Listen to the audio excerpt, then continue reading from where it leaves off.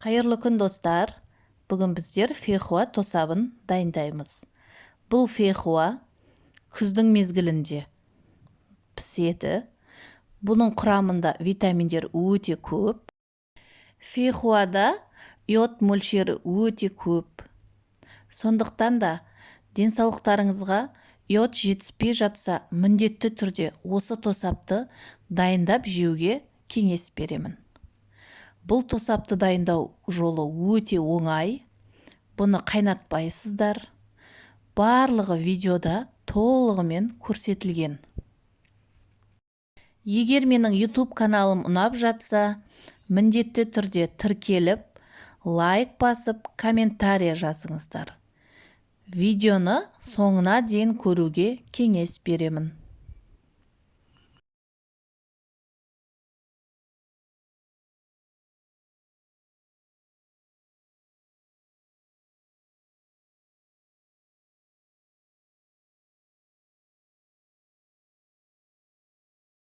Негізі фейхуаны мясировкадан өткізу керекпіз, бірақ менде мясировка жоқ, үйде термомикс бар. Сол үшін мен термомикспен езіп аламын.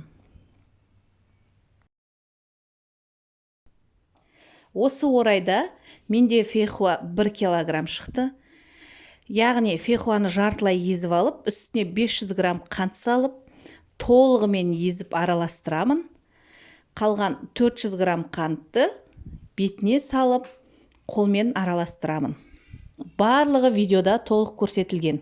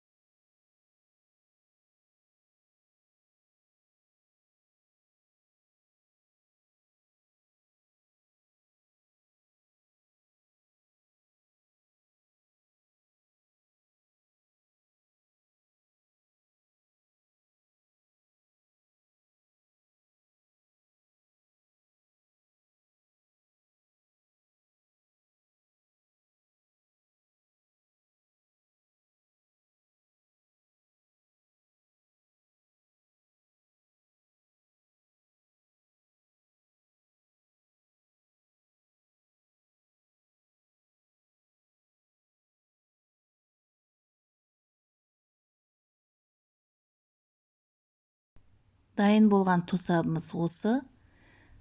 Шайға қосып жей беруге болады.